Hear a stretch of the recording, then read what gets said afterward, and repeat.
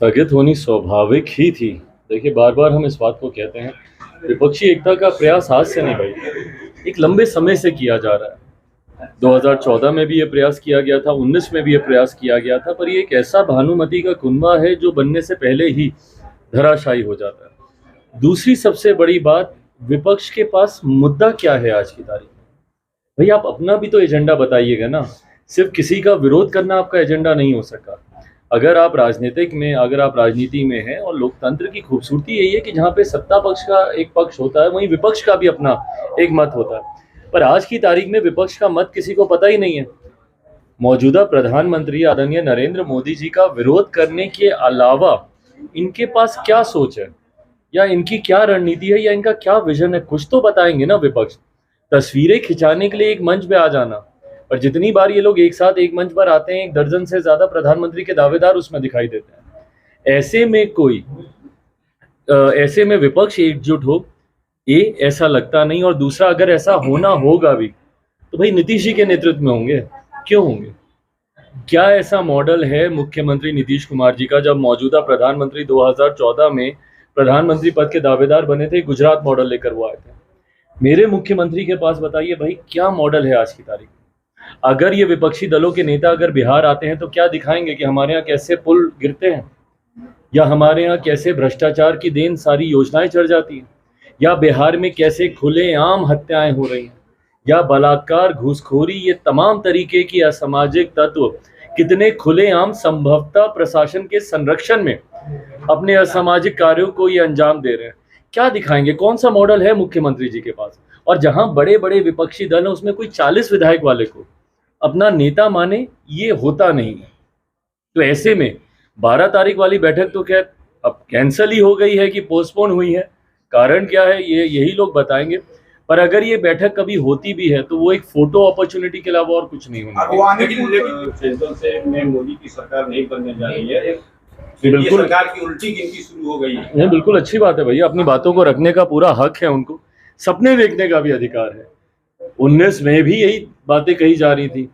19 में भाई जब हम ही लोग चुनाव लड़ रहे थे तो सब लोग यही ना बोल रहा था कि अब कोई ऐसी लहर नहीं है, कुछ नहीं है। पर पिछली बार से ज्यादा बहुमत एनडीए और भारतीय जनता पार्टी को मिला। मैं ये कहता हूँ कि मुझे दिक्कत इस बात से नहीं है कि भाई विपक्ष क्या कह रहा है, पर विपक्ष जब ये सारी बातें कर रहा है तो सिर्फ एक व्यक्ति का विरोध दिखता है, आपका एजेंडा नहीं दिखता, आपका विजन नहीं दिखता। और आप व्यक्ति का विरोध करते करते करते करते आप तमाम संस्थाओं का विरोध करने लगे। आप बताइए कैसे कल को ये तमाम विपक्षी दल के नेता भारत की उसी संसद में जाएंगे जिनका इन्होंने बहिष्कार किया? और कुछ तो ऐसे राजनीतिक दल हैं भैया कि ताबूत तक से उसकी आपने तुलना कर दी। तो जिसको आपने ताबूत बताया, क्या उसी ताबूत के अंदर ये विपक्षी दल के नेता जाएंगे क्या? तो जब इनके पास कोई विजन ही नहीं है और आप व्यक्ति का विरोध करते करते इन तमाम संस्थाओं का, कौन सी संस्था इन्होंने छोड़ी है? ये लोकतंत्र का ये लोग विरोध करने लग गए। बार बार ये लोग बोलते हैं भैया लोकतंत्र की हत्या हो रही है, लोकतंत्र की हत्या हो रही है। लोकतंत्र की हत्या बिहार में बताएं मुख्यमंत्री जी नहीं कर रहे क्या? 2-2 बार जनादेश का अपमान करना, क्या ये लोकतंत्र की हत्या नहीं है? एनडीए का पार्ट है और फिलहाल पासवान बिहार में किसी सीटों पे चुनाव लड़ने वाले।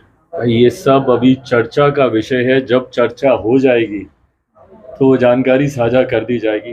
मैं बार बार दोहराता हूँ, मेरी प्राथमिकताओं में अभी नहीं है भाई। और गठबंधन राजनीति की परंपरा रही है कि हमेशा गठबंधन को लेकर चर्चा चुनाव के आसपास ही होती है। उसी वक्त सीटों का तालमेल होता है, सीटों का चयन होता है।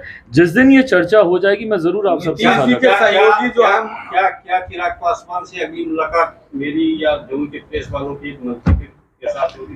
भाई मैं जमुई के लिए हमेशा बेटा था, हूँ, रहूंगा। इसके अलावा जमुई से मेरा और कोई परिचय नहीं। सेंट्रल मिनिस्टर केंद्र का एक्सपेंशन होने वाला है, बेटे के तौर पे हमेशा यहाँ पर आता रहा हूँ, आता रहूंगा।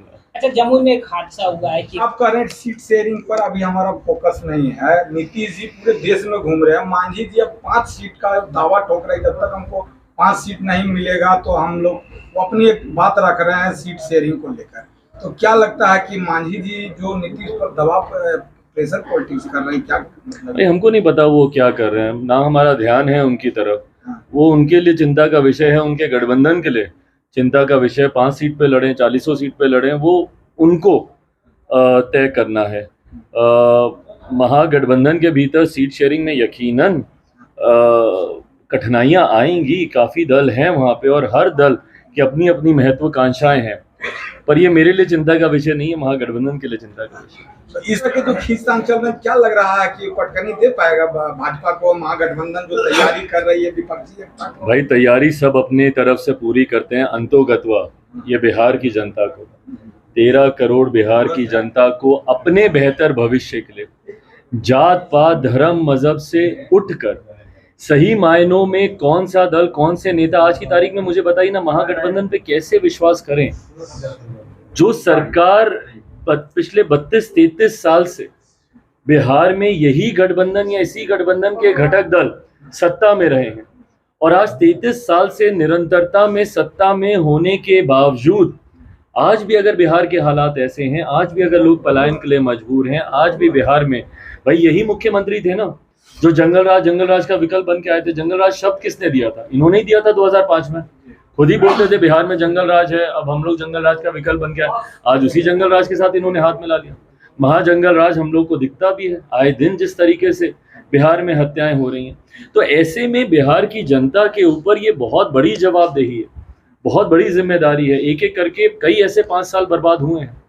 नतीजन पिछले 33 साल में यही गठबंधन के घटक दल सत्ता में होने के बावजूद बिहार के हालात ऐसे हैं।